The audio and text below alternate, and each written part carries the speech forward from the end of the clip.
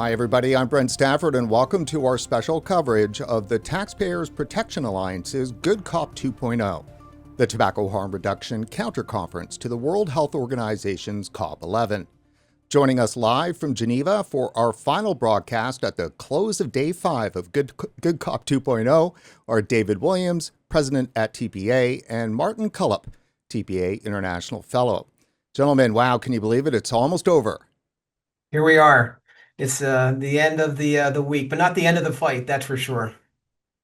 Well, do tell, guys. What's been going on the last couple of days? I feel like I'm jet lagged, but I'm not. I haven't flown anywhere, but I'm jet lagged. Well, yeah, I'm glad we're in our conference, which is much more lighter than some of the stuff that they're doing down the road. And they would have been having quite late evenings and discussing things. And it seems like they're having a few hard discussions. They have agreed a decision for agenda item 4.1, which is on the forward-looking measures, but we don't know what that is because they haven't published it yet. They said they discussed, amended, and improved it. So what the amendments are, we just won't know. But with the other four items on the Committee A agenda, 4.2, 4.3, 4 and 5, 4.3 was transferred to Committee B, which shows that they were running out of time in Committee A. So they're having to get Committee B to discuss that on the environment. 4.2 on liability and 4.4 on Articles 9 and 10 were adjourned. So they'll be discussing them today. And the last one, 4.5, which is about the harm reduction. I think they're having problems with them. You read the bulletins, and they were talking about industry posing recycled objections and coming up with tired old things about the hypothetical benefits of harm reduction, apparently, or safer nicotine products. They're pretending that these benefits that don't exist. Yeah, and Brent, let me just mention that we saw something similar in 2024 in Panama, is that there was confusion, there were delays, and they weren't getting this stuff done on time. And obviously, we don't know what's going on behind closed doors because we're shut out of these meetings. The media is shut out of these meetings. But I suspect that they're getting more pushback, that the WHO is getting more pushback in the extreme measures that they want to pursue. And I say that because if you've heard the opening statements this week, we have more countries pushing back. We have more countries saying some really common sense things. So I'm just wondering if this voice is growing louder within the WHO. And God bless bureaucracy, right? Because if this is slowing the bureaucracy down, this is exactly what we want, because we don't want them doing anything stupid. And if this, mucks up the process, that's fantastic. So I think it's interesting. The last two times, the last two COP, including this one, we see this delay, and we see, I don't know the exact word, if it's confusion or chaos, but I think it's good. Yeah, isn't there a principle, more from our side, is that, gridlock actually can be a good thing because it limits how much damage a government can do? Yeah, gridlock. That's the word I was looking for. Thank you. And yes, we see that in the US when there's gridlock. One party not controlling everything can be a blessing, can also be a curse, but it's mostly a blessing. So yes, I think gridlock is to our advantage right now. And I guess, Martin, there's going to be a press conference tomorrow on Saturday, and a little bit nervous about that, but we'll see what happens. Yeah, Yeah, they've kind Martin. of thrown the kitchen sink at all this. We had a hell of a lot of activity before COP11, and during they had all these side events, trying to gaslight all the delegates into voting against anything to do with harm reduction, or arguing against it anyway. So there's been a lot of activity, and now they're having this press conference tomorrow afternoon about lunchtime, and I think that's fairly unusual. Normally they just have the closing plenary, and then we'll get the report in due course. But we don't know what that's about, and it's led by Andrew Black, who's the head of the FCTC, or acting head of the FCTC Secretariat. So who knows what that might be about. Right. So that actually portends maybe some damage that could be coming down the pike here for us. Well, I don't know. They'll probably be just trying to reiterate the same thing. All the bulletins keep saying industry interference, and they make this weird claim in the bulletin this morning to say that everyone who spoke in favour of harm reduction or mentioned harm reduction, it was industry who were orchestrating it. They said it was a strategic, well orchestrated strategy. And the words they used were, they said at the end of this, it said, "Who was the real maestro behind this symphony of recycled objections?" And of course, they're just blaming it all on industry. Actually, it was Martin Cullop. Martin Cullop was the behind all of this. Right. So, I mean, so when we point out that almost every single NGO is funded by Bloomberg and they're all coordinated, and, we bring that up and they're, but then when tobacco harm reduction comes up, they're seeing that it's behind, it's like a tobacco industry is behind it. And I just can't understand how they can see it with tobacco industry, but not see it with their own stuff. And Brent, let's be clear, there's a huge amount of hypocrisy here, because at the climate change COP, you have industry that's a part of the discussion. You have Elon Musk and electric vehicles. You have Ford, Chrysler. You have all these industry folks that are trying to find a solution to climate change, with electric vehicles or other technology. And they are embraced. They are welcome into those meetings, and they talk to them. And listen, Elon Musk, I think the board just approved his $1 trillion salary. I mean, something absolutely outrageous. So these companies are making money off of solving climate change. And I don't have a problem with that at all if they're solving or trying to fix a problem. It's just the World Health Organization, they don't understand that industry may be a part of this solution. As much as they despise the tobacco companies, industry actually may be a part of the solution here. Yeah, absolutely. Martin, could you do a little predicting for us with regard to what they might, be thinking about when it comes to the tobacco endgame? Well, this is the thing I said right at the start of this conference, that the agenda was very ambitious.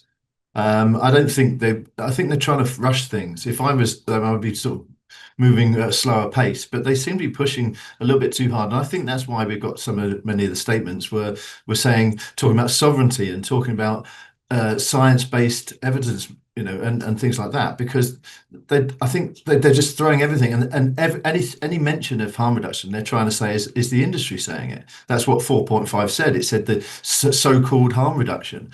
Harm reduction was in inverted commas all the time to try and say this is just an industry thing. But a lot of countries have seen that the products are helping their populations. So many will be saying, well, hold on, it's a bit too much, this. So maybe I think it was them being ambitious. I mean, they could be all be wrong, and they might pass all the amendments, and then all the decisions made, and that's the end of it. But I don't know. I just think from reading the bulletins this morning and the journal this morning, and seeing what workload they have, I think they will have been having a lot of discussion. They would hope to have get through at least more than one agenda item, but they've only passed one so far.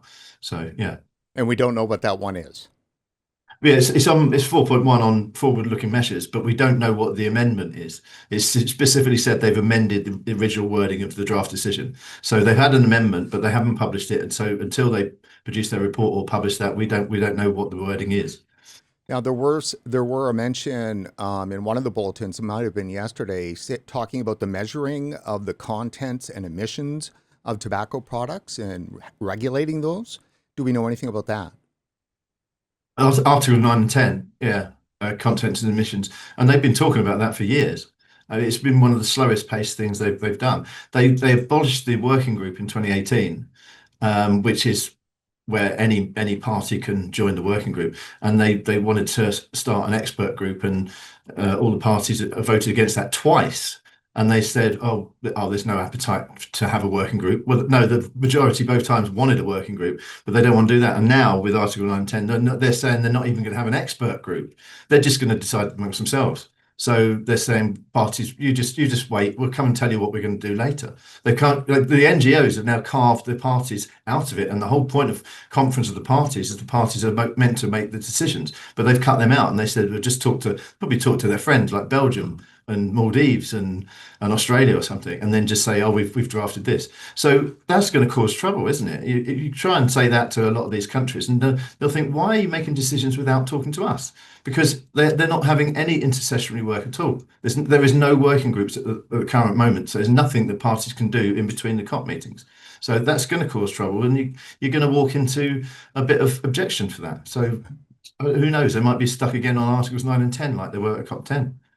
Now, the effort that we talked about, prior to COP11, that overall effort to elevate nicotine to be as harmful as tobacco smoke, is that in 9 and 10 or was that elsewhere?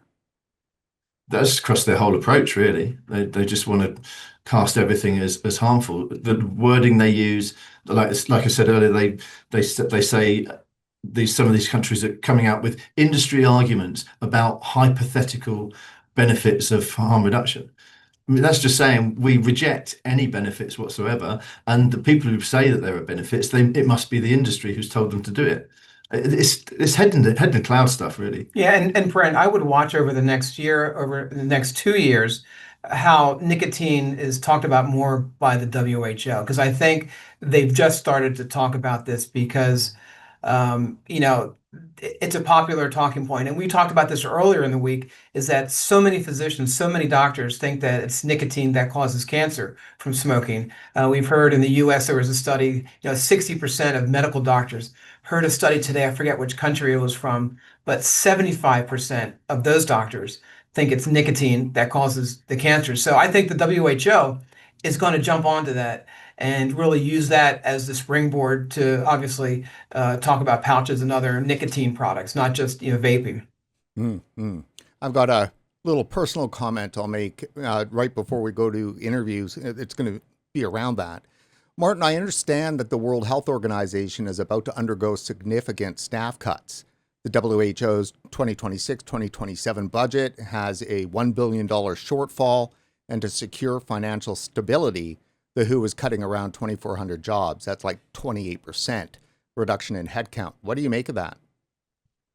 Well, they can't even do that right. I don't know if you know that a lot of the staff are complaining because they're not cutting the big names at the top. They're cutting the low level staff, and there's some of the staff have come out and written articles and spoken to HealthWatch and news articles like that, saying some anonymously because they don't want to get in trouble with the WHO, have said, why are they not getting rid of some of these highly paid people in Geneva? Why are they taking the jobs out of different countries where they do the stuff that's actually quite helpful? They're cutting all the low-level jobs and not the top ones. So there's a lot of concerns about that as well amongst their own staff. So they can't even cut costs properly.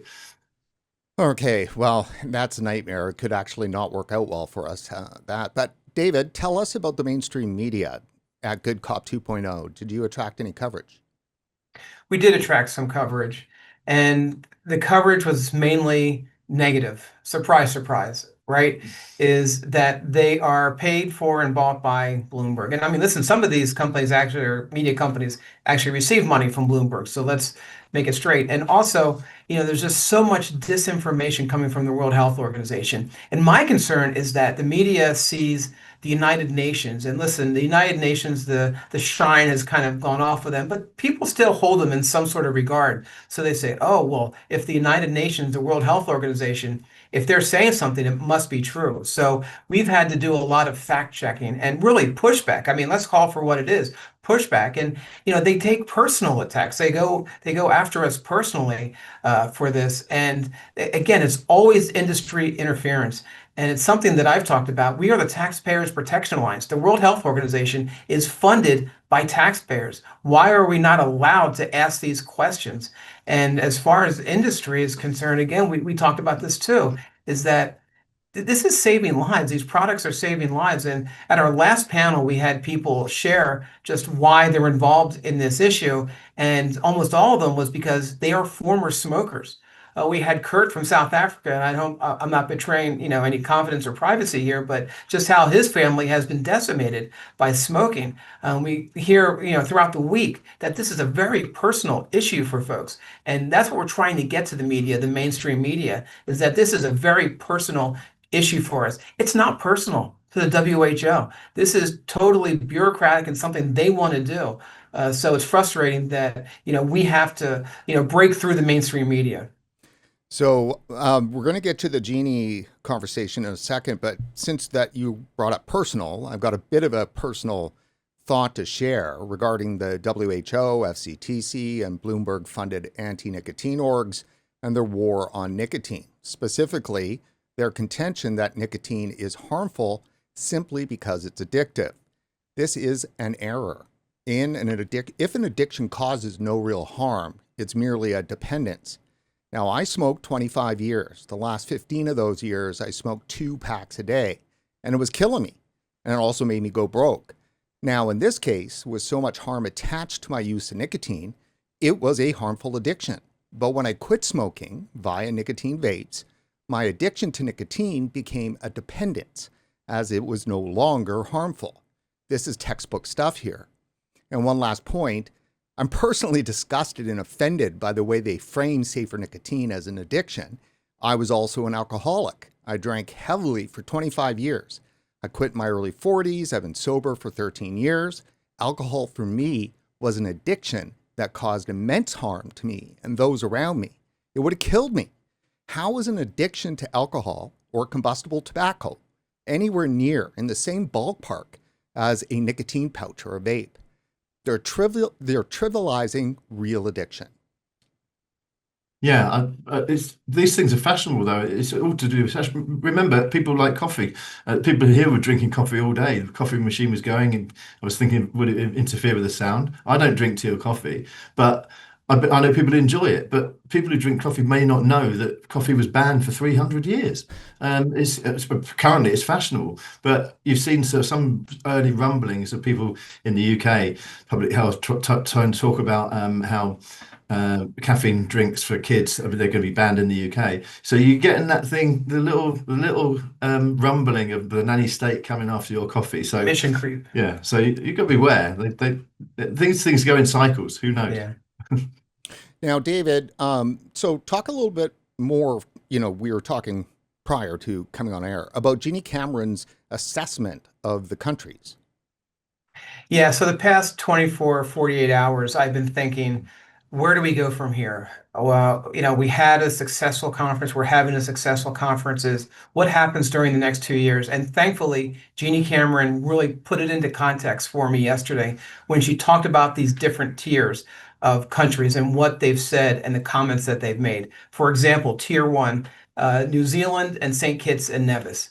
St. Kitts and Nevis, they started this in Panama. They started this discussion about harm reduction.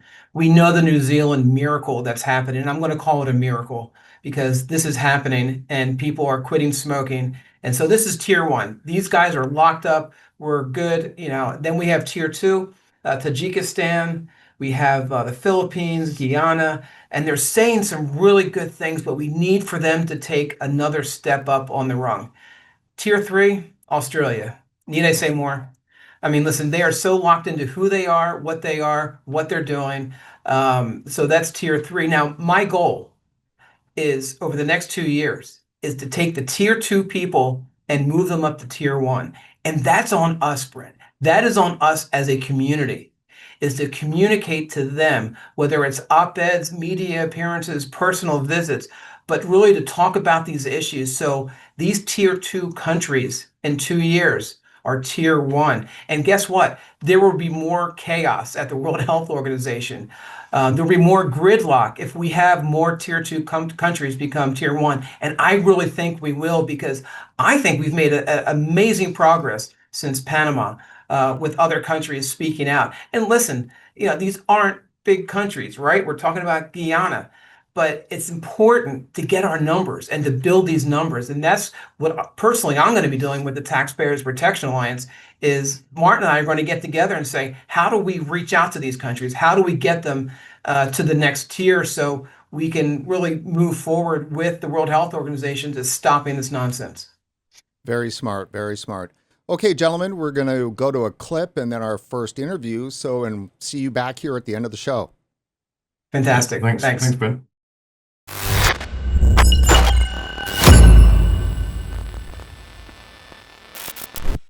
Dr. Bate, in October, you published FCTC, The Wrong Lessons Learned, How WHO's Tobacco Treaty Became a Template for Exclusionary Global Governance. What's the top-line message of that paper? I think the key thing that people should understand from the research that I did that led to that paper is that the Framework Convention on Tobacco Control has become kind of the poster child of how you manage to avoid dissenting opinions, exclude voices that you don't agree with, either simplify or deny the existence of science that is inconvenient to the conclusion you want.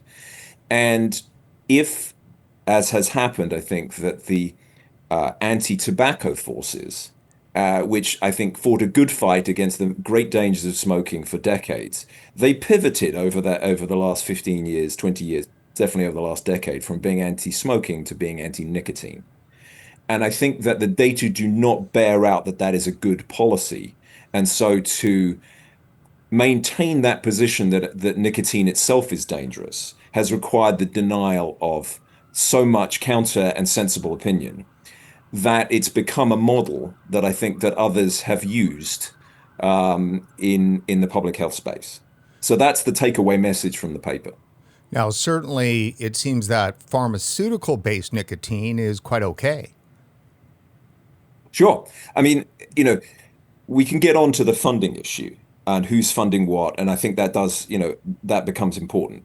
But I think what's critical, if for my research, especially when I looked at COVID, is that the way that the WHO was able to ignore, deny, berate the people who came up with alternative points of view, theories that often were shown to be correct down the road, they followed, unfortunately, the way that the FCTC has operated, at least over the last 12, 15 years, and almost from inception, but definitely since like 2010. It's interesting, Dr. Bate, when COVID hit, we'd already been covering this issue for 5 years. I saw COVID's response to almost be an extension of the lying, the mendacity, the control kind of minded position that public health had toward smoking and then vaping and so forth. I actually saw COVID as a continuation, not as an aberration. I think there's no doubt that there has always been a paternalistic streak, which is occasionally bordered on fascism in health policy. There is no doubt that, often from well-meaning positions, if you are a lung specialist and you see people with smoking injuries and lung cancers all the time, you're naturally going to be very hostile to cigarettes. Okay. If you imagine that writ large, and also physicians tend to be both very bright and quite arrogant. And so there is this, I would say that it's become quite natural for them to say, it doesn't really matter what makes sensible public policy. We're going to ban this because it's the right thing to do for health.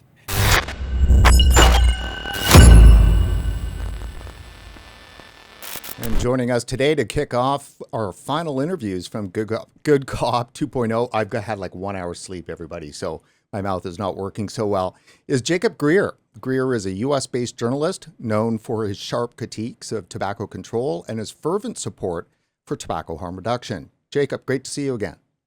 Brent, good to see you as well. And I'll tell you, I'm on like a 9-hour time difference here, so the jet lag is hitting me too, even if I got a little more sleep. I'm in Vancouver, but I'm jet lagged because I've been having to do Geneva time all this week. Oh my God, that's rough. It's crazy. So look, I'd be remiss in not mentioning that you are the author of 2 great books, The New Prohibition and The Rediscovery of Tobacco, Smoking, Vaping, and Creative Destruction of the Cigarette. Tell us how it's been going in Geneva this week.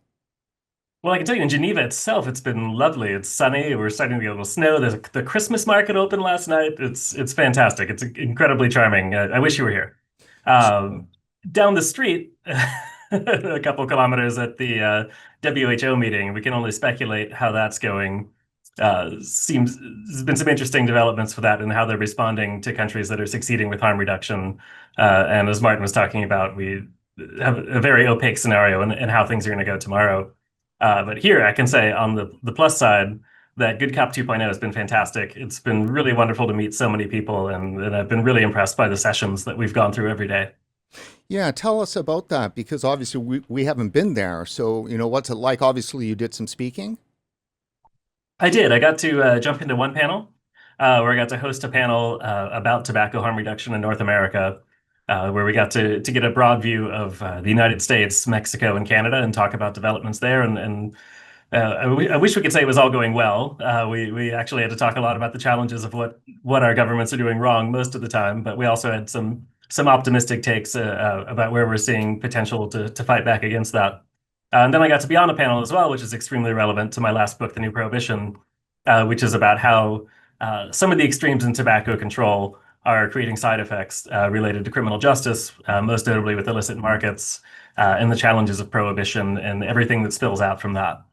Yeah, and that is definitely a major issue because, there's a lot of discussion about enforcement and bans and restrictions and so forth at COP11. The FTC, pretty much is calling for global bans, but they don't seem to be considering the consequences of these actions. Yeah, and that's what's really striking, and obviously, I think this is the case for anyone who advocates prohibition. Throughout history, they always think that it's going to work this time. Nobody goes into it expecting it to fail.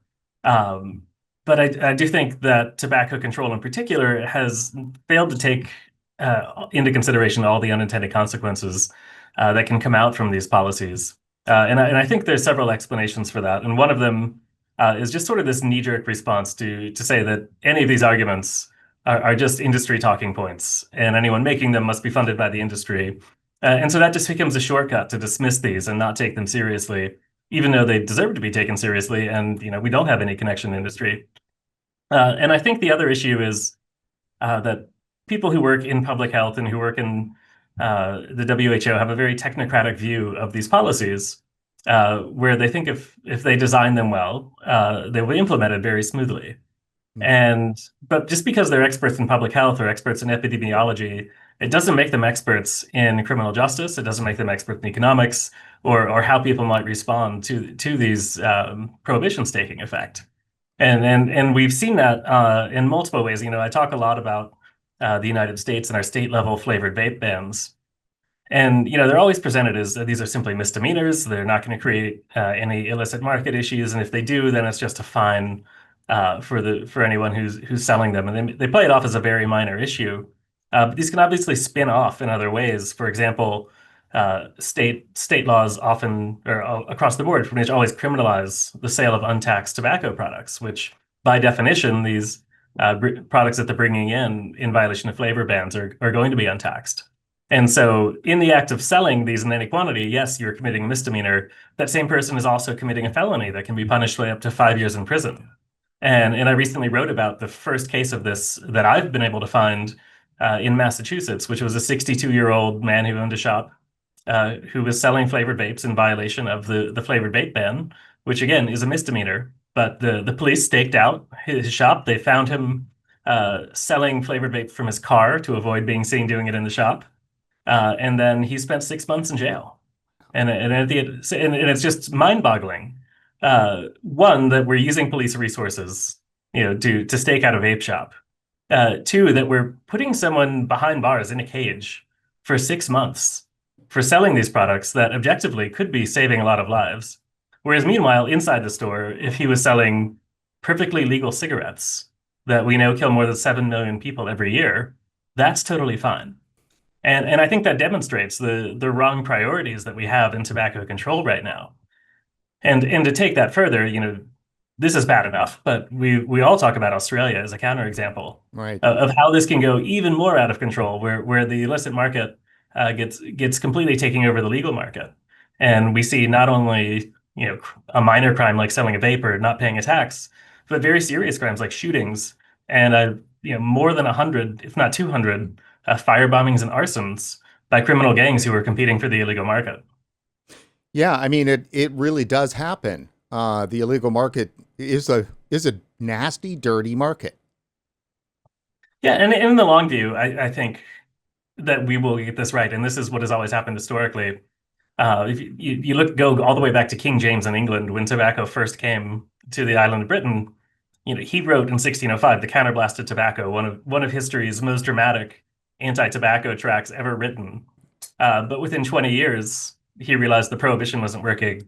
People weren't listening to him, and he thought, well, it might be nice actually to have a royal monopoly on tobacco. And I think that is the eventual path that we will see, is that these products will become legitimate, but it's going to be a long uphill battle. Now, are you concerned that the concept of harm reduction might be getting tainted by the World Health Organization's attack on nicotine? I hope that doesn't happen, but no, I don't think that will. I think harm reduction has a lot of strength behind it. One of the questions that came up a lot during our conference this week, though, that I think is worth talking about, is that harm reduction is by nature a contextual argument. The case for harm reduction is always going to be dependent on the level of harm that already exists. So in countries that have a very high smoking rate, then obviously the potential for harm reduction is very high. And in countries that have very low smoking rates, there's going to be less potential for harm reduction. And if those of us who advocate harm reduction are right, then eventually smoking rates everywhere are going to be very low, and correspondingly, much of the harm will be low. And so then we do inescapably come to this position where we have to talk about what do we do now with people who vape or use nicotine pouches or any other products. And so there's really no escape from that more fundamental question of whether people have the liberty to use these or not. The big question, I mean, you just mentioned epidemiology with regard to how WHO approaches these things. Is part of the problem maybe not even rooted in that? Because population level, by its definition, disregards individuals. Yeah, and that's very frustrating too. And I often talk about coming back to this fundamental question of, can we really tell an individual, especially someone who previously smoked cigarettes or currently smokes cigarettes, that they don't have the right to access these products that are potentially life-saving to them? And I think we heard some really great testimony from people this week who have had that personal experience of being unable to quit smoking and struggling for years to do so and losing family members to it. And then the first time they try a vape or the second time they try a vape, they never go back.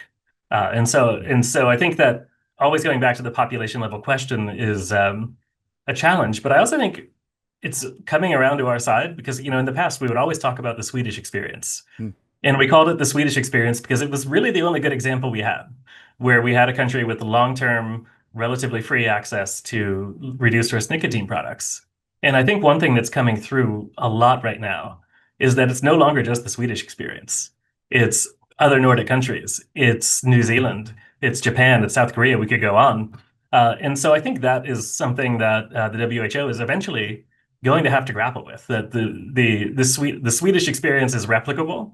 And you can't deny the success of countries that they're giving dirty ashtray awards to. I mean, I don't know how they can keep that contradiction going for much longer. Well, they've certainly made an enemy, I hope, of New Zealand. Yeah. Nobody wants to be the enemy of New Zealand. No, nobody. Yeah. Well, Jacob, they're really nice. Yeah. Thank you so much for your time here today, and enjoy the rest of your time in Geneva. Awesome. Appreciate it. Great to talk to you, Brent. You too. Bye-bye.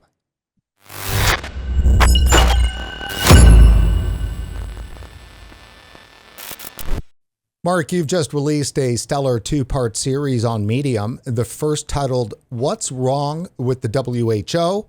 The World Health Organization is spreading misinformation about e-cigarettes to the detriment of millions of people who could use them to quit smoking. And the second part is titled, Why is the WHO so wrong about e-cigarettes? Michael Bloomberg and his philanthropy are a malevolent influence on the World Health Organization, critics say. What is the World Health Organization's stance on vaping in your mind, and do you have any examples? Well, it's not in my mind because it's all over their website. It's on their Twitter account. They have both spread unwarranted fear about the risks of e-cigarettes, and they discourage people from using e-cigarettes as a way of quitting smoking, even though there's really strong independent evidence that for many, many people, e-cigarettes have become the best way to quit smoking. It's also in a new bot, an AI-generated bot that you can go to online and ask questions. And the stance, and it's also in their policies, their advice, most importantly, to poor and middle-income countries around the world, where essentially they've given these countries the advice that they should entirely ban e-cigarettes. And they awarded to a health minister of India, which enacted a ban on e-cigarettes, their sort of highest award for leadership. So there's no ambiguity about their position on e-cigarettes. They're steadfastly opposed to it. And that's obviously a big problem because, as we've discussed, e-cigarettes are a very useful way for people to quit smoking combustible cigarettes. Respected organizations all around the world, including in countries like the US, which has largely been hostile to e-cigarettes, acknowledge that they are a safer way to consume nicotine than smoking. So fundamentally, the advice they give to other countries, they're terrible on e-cigarettes.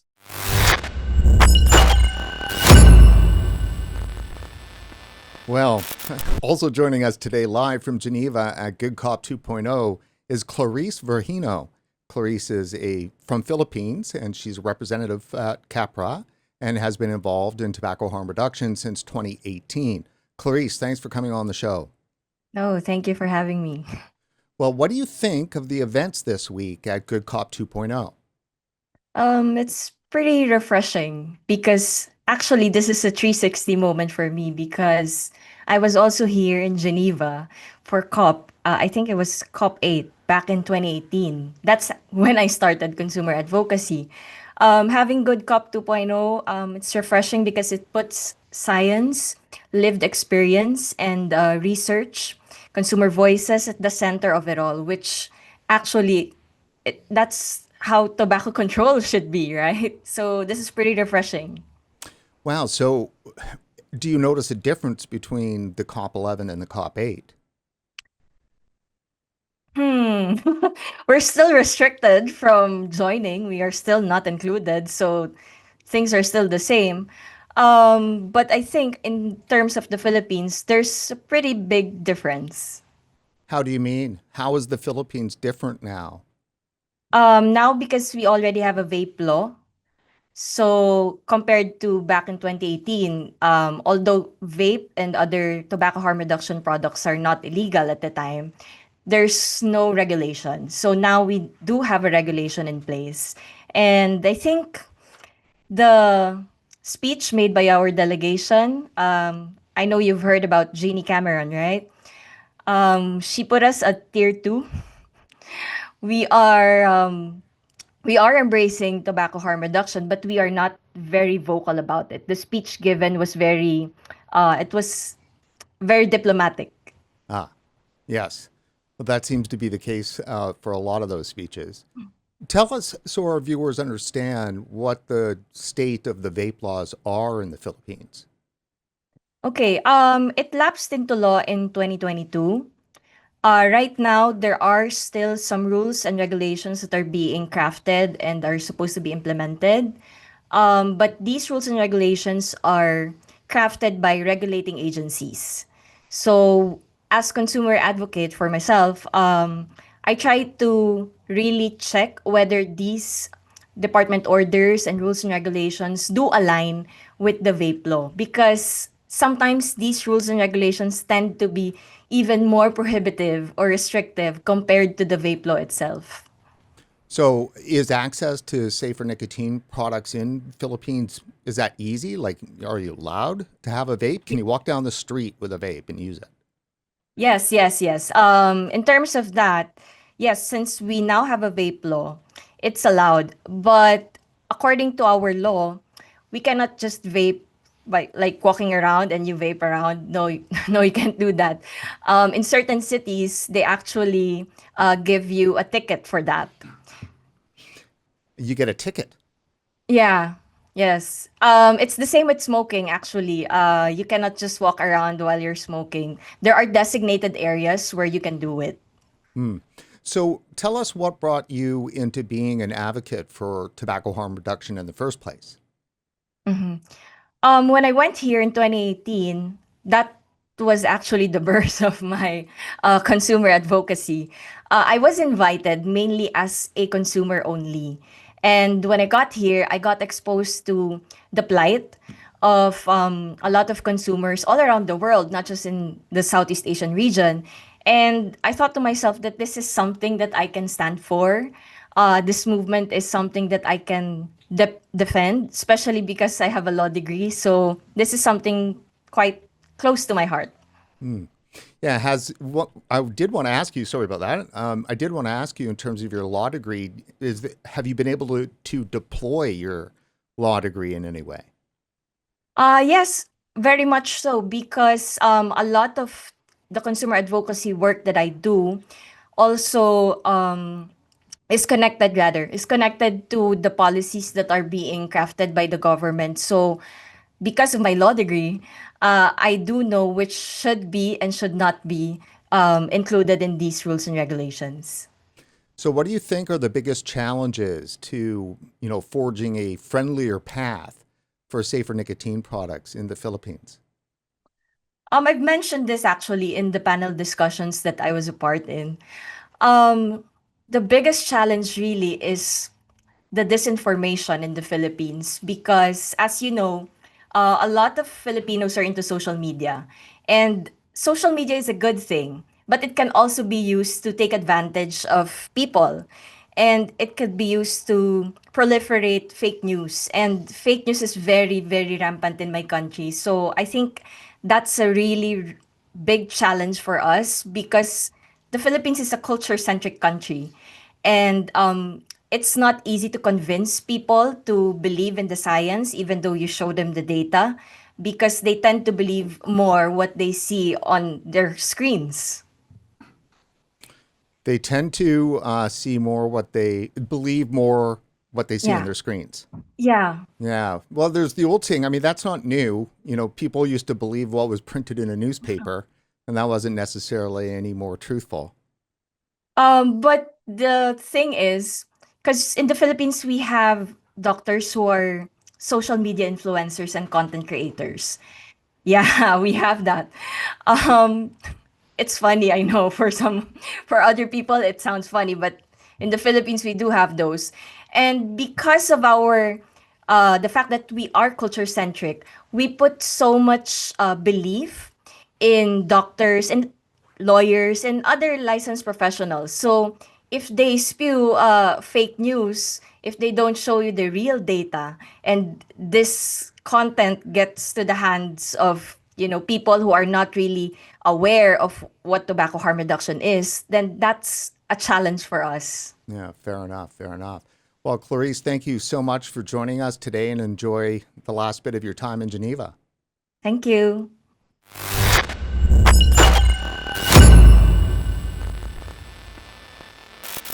So start by telling us what's going on right now. It seems like once a year, YouTube will sweep through a lot of the vape content on YouTube. It always kind of goes in line with each other. Someone will get a strike, and then someone else will get a strike, and then someone else will get a warning. And we all kind of know, oh, okay, YouTube is doing a yearly sweep through of our channels. And we usually survive. There was 1 year that I did get 3 full strikes and had to escalate it to YouTube to get, on Twitter X to get my channel back. But this kind of happens every year. And I got a warning on October 27th, and I thought, okay, here we go. This is going to be a thing. And before you know it, over the course of the next 5 days, it was something like 15, 16 videos removed. In and amongst all of this, I got 2 strikes. I got some appeals. I got some appeals rejected. I got videos taken down for medical misinformation, which is a brand new thing.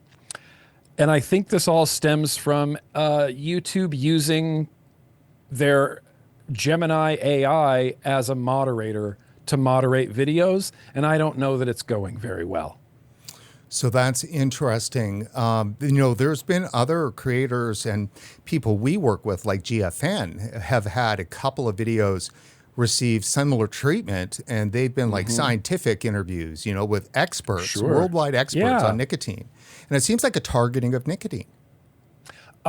It definitely does feel like a targeting of nicotine. The video that I had taken down for medical misinformation was a video that I did about the NIH MIND study, Vanderbilt University.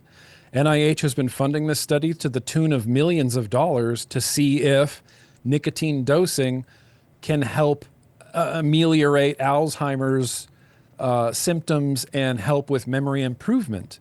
And this is a big government-funded study that I did a video on that got taken down for medical misinformation. And the reason that YouTube said it was medical misinformation is I didn't properly warn about the potential health dangers of nicotine in this video. I was only talking about how nicotine could probably improve your memory. And that supposedly is medical misinformation.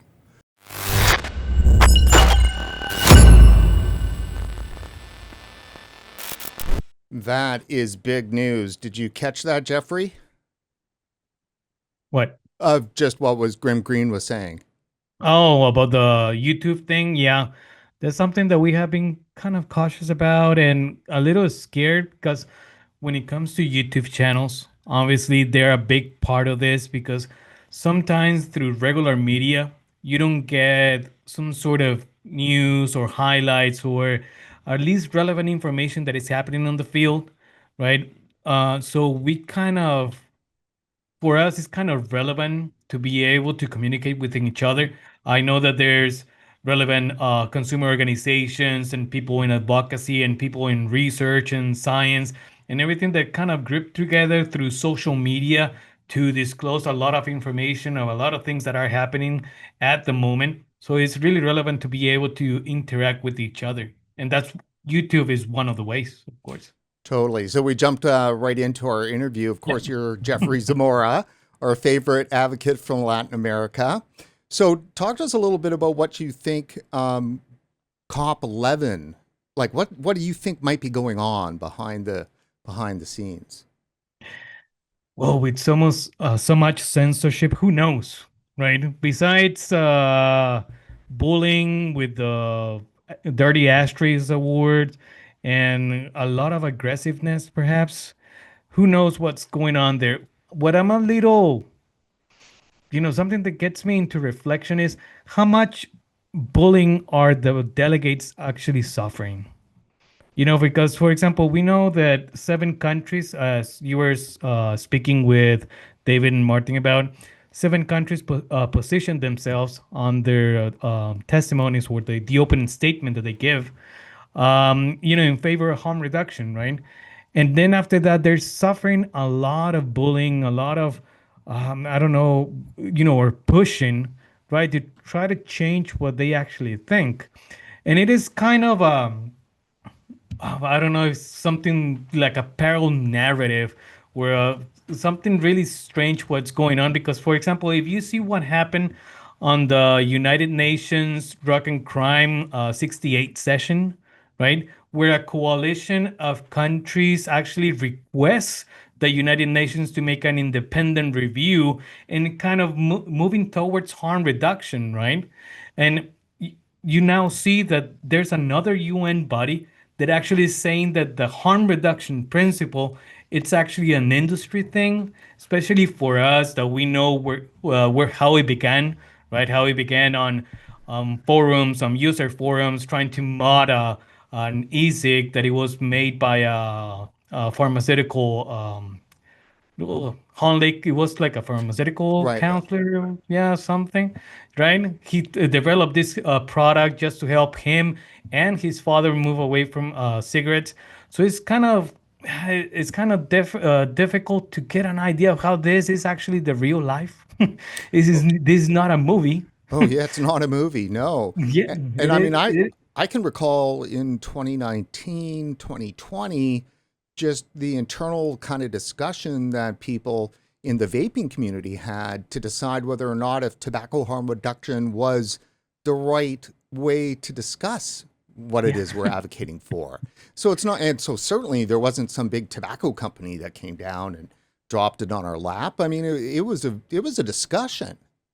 And like many people that you have on the show before, they kind of give us the whole timeline of the people that have been involved, right? And how actually the industry or the big tobacco industry actually got involved, like, I don't know, 12 years after it started.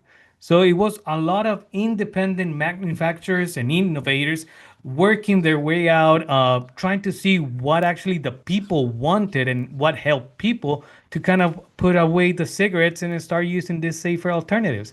Then years after, even though the weed did have some sort of evidence, years after it was solidified with the Cochrane review, with the eighth review from the Public Health England, or what is called the Office of Health and Disparities from the UK, and the NHS, and then we have the New Zealand report, and then we have so much science, the National Academies of Science, Engineering, and Medicine, and a bunch of bodies saying, yeah, it is reducing harm if you're switching from cigarettes to these safer alternatives. So it's a different reality. It's an alternative reality where we're living.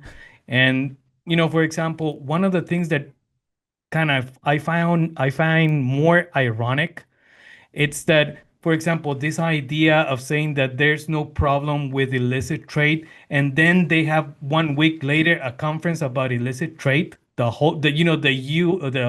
WHO. So are they doing something that is not relevant or they don't believe in? It is ironic.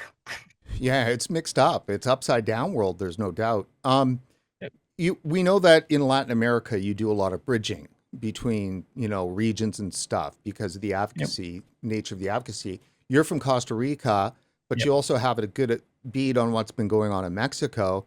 What's been the aftermath of the constitutional amendment that was done? There's a lot of stuff to be seen yet, right? We know that this happened with the Constitution in Mexico, that they kind of tried to ban it on a constitutional level. Whatsoever the wording of how it was put itself, it requires some guidelines or national guidelines to be sure how deep it's gonna go. So at this present time, we are kind of on waiting.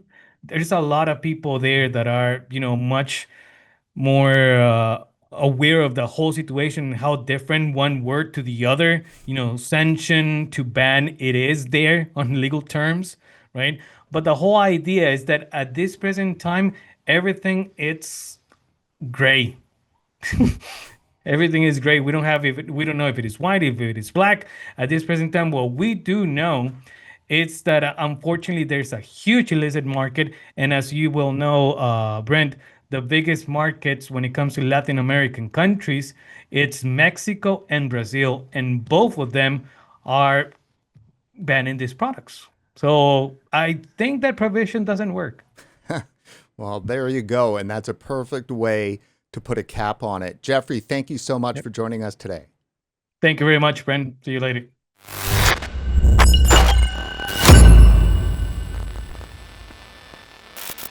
So, Nick, the WHO, do you think organizations like the WHO or Bloomberg-funded anti-vaping NGOs are influencing platforms like YouTube to police nicotine information? I wouldn't put it past them. And it really does feel like that.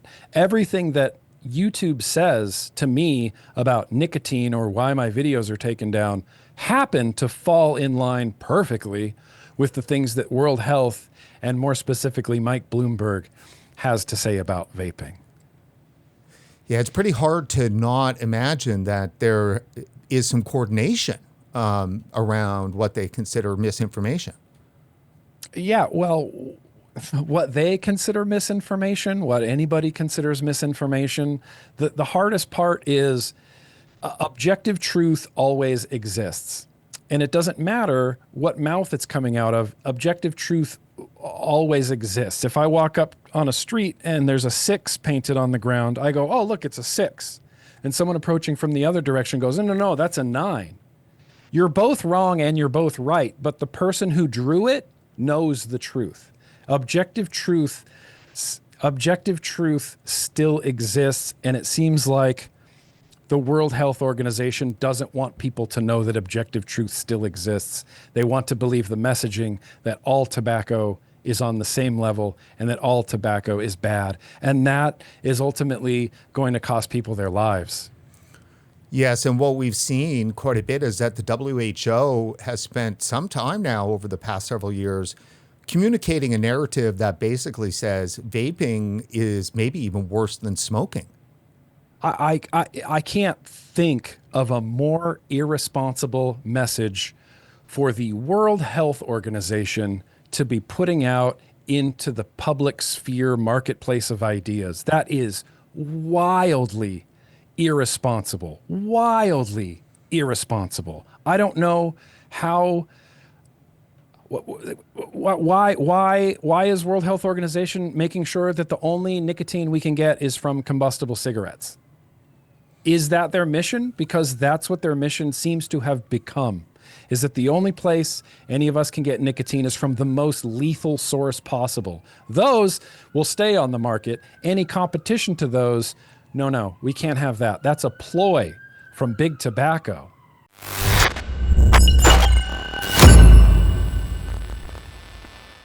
And now it's time to bring the fire. Dr. Farsalinos, how's it going? Hi, Brent. Very nice talking to you once again. Yeah, you too. So you're a physician, a research associate at the University of Patra and the University of West Attica in Greece, and one of the best known advocates for the science on vaping. Tell us, what do you think of COP11? I would say of harm reduction in general. COP11. I think that the last few COP11s are a waste of time and resources. Why? Because there is no advancement being made in anything concerning smoking or harm reduction. We're seeing the same ideological opposition to tobacco harm reduction. And in fact, tobacco harm reduction has been the main target of the COP meetings and the FCTC in general. And what I see is that there is now stronger opposition. Over time, we see stronger opposition from some member states.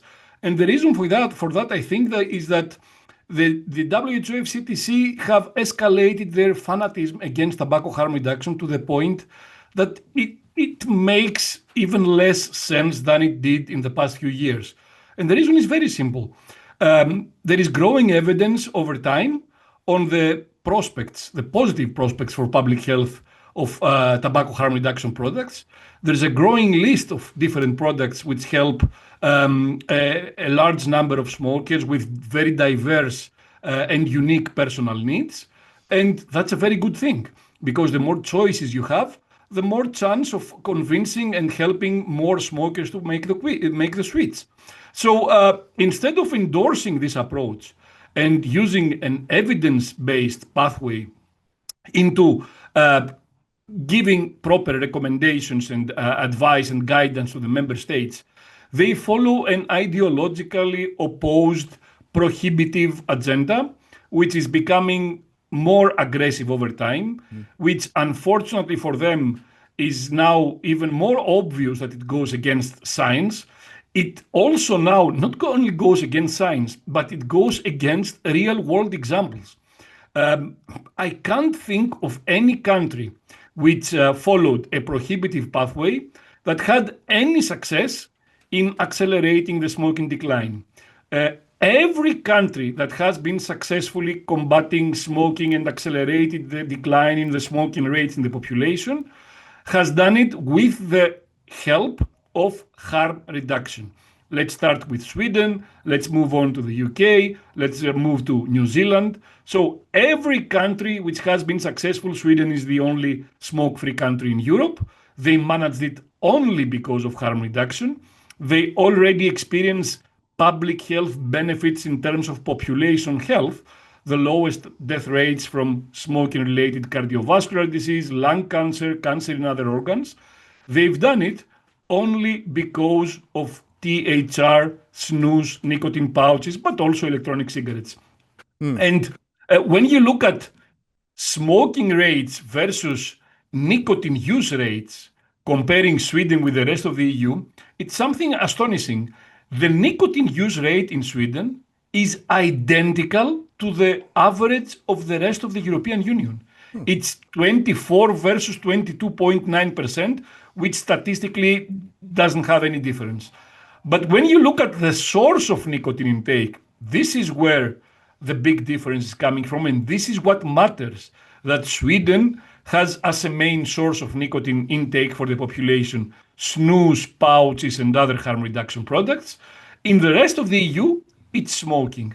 And that creates the big public health difference in the benefits in Sweden versus the harms in the rest of the EU. When you see a very respectable organization like the WHO not following the evidence and the real world now data that we have on a population level, then member states start being suspicious about what's going on. It becomes more like a religious ideological battle instead of an evidence-based approach in promoting public health.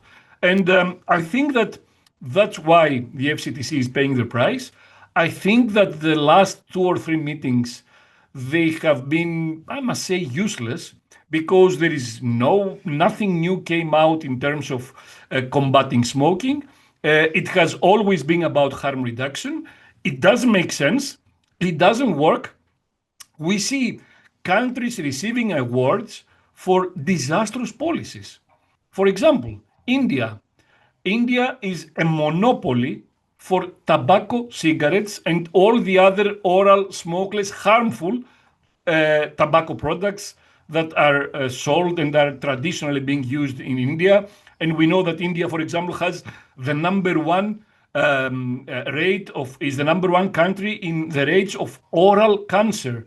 Why? Because of the use of extremely toxic and harmful oral smokeless tobacco products. And when a few years back, a company tried to sell Scandinavian snus, which we know does not increase the risk of oral cancer at all, they got banned. The government banned the sales of a much safer alternative for the large number of millions of people who are using toxic oral smokeless tobacco products. Go ahead. Yeah. Well, but they received an award. Right. Mexico received an award this year. Mexico has created a huge illicit black market trade of vaping products in the hands of the drug cartels, and they're receiving awards from the WHO. Well, these things don't make sense, and I think that more member states and more delegates are starting to realize that. When we last spoke in person at the Global Forum on Nicotine in Warsaw, you brought to our attention this Twitter X post. The World Health Organization put this out. It was a tweet that says, "What looks cute, smells good, but is designed to kill? A vape." You're the one that brought that to my attention. Shocking. And it's a typical case of disinformation, and we need to differentiate misinformation from disinformation. This is a typical case of disinformation, because they know pretty well that vapes, first of all, were not even created by the tobacco industry. They definitely were not designed to kill.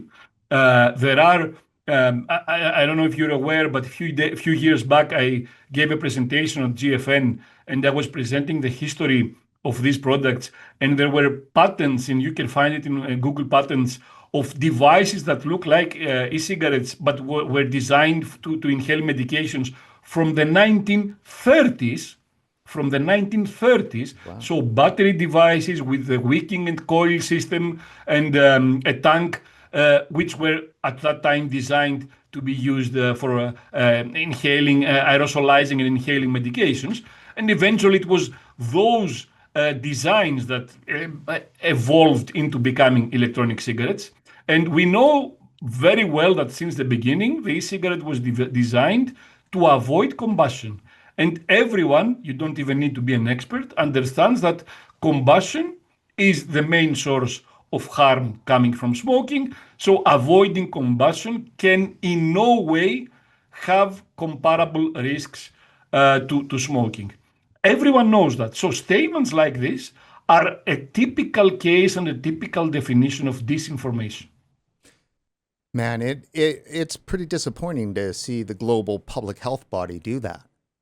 It's pretty disappointing, and it is destroying the reputation of an organization like the WHO, a reputation which is and an organization which is supposed to use evidence to promote public health. Unfortunately, all the arguments are now based on ideology. And as I said, the more extremist they become, because I consider this an extremist approach, the more extremist they become, the more reactions we're going to see from delegates and from countries. And that's why during this COP, we've seen more countries reacting to these policy recommendations which are not based on evidence compared to the previous COP in Panama a couple of years back. And I think that if they follow this path of ignoring evidence, I think there's going to be more opposition. It's completely paradoxical and a very unfortunate irony that the more evidence that we have, and over the years, which fully support our initial estimations about the public health prospects of harm reduction products, the more misinformation and disinformation is communicated, and the more people, society, and particularly smokers, have serious and very strong misperceptions about these products. And that's really sad, because this literally prevents smokers from making informed decisions. They make misinformed decisions, and the decision that they're making is to continue to smoke because they don't think that these products represent a valid alternative to improve their health. And that's very wrong. All the evidence is showing the exact opposite. Wow, that's amazing. Thank you for your perspective, Dr. Farsalinos, and enjoy the rest of your time in Geneva. Thank you very much, Brent. Thank you.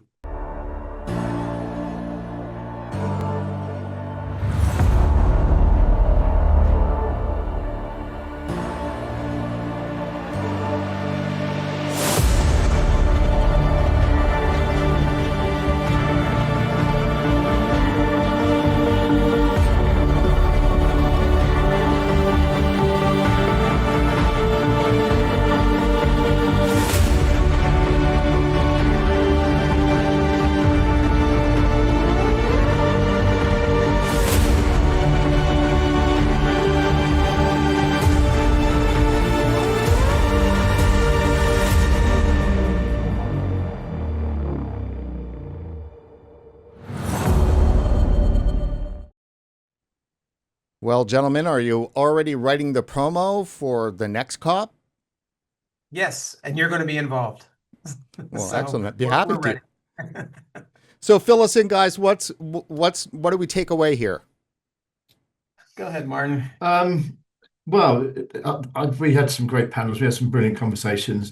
I was particularly pleased with Jeannie Cameron's panel analysing the statements, because it brought home to us that there was more opposition this time. We kind of got a sense of that, but I know on the first day there wasn't too much. It was pretty thin gruel, if you like. But the second day, all these statements came out of the woodwork, and Jeannie just did brilliantly to watch them all. Firstly, I mean, it's no mean task on its own, but to somehow characterize them into tier 1, tier 2, tier 3 as she did was just brilliant. And it's great to see it analysed, and so we can see the sort of maybe a little bit of progress happening towards harm reduction in the world. And Brent, let me take a bigger picture on this. And I tend to be a very sentimental guy. And I was thinking about a poem last night, and this is by Robert Frost, Stopping by the Woods on a Snowy Evening.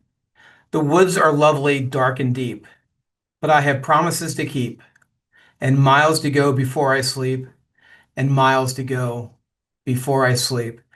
And I think about that with this fight, with us having COP 2.0, 3.0, or wherever it's going to be.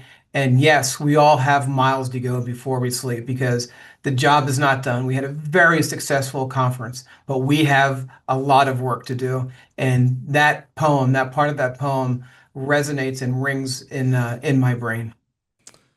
Well, that is nice to end things with a little Robert Frost. That's great. Well, gentlemen, thank you so very much for a great week. And that is it for this special edition of RegWatch Live. Before you head off, please hit subscribe down below on YouTube, like us on Facebook, and don't forget to follow us on X. For RegulatorWatch.com, I'm Brent Stafford. Guys,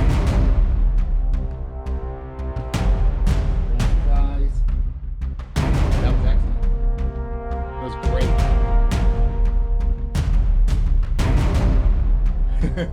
Perfect. All right, enjoy your beers.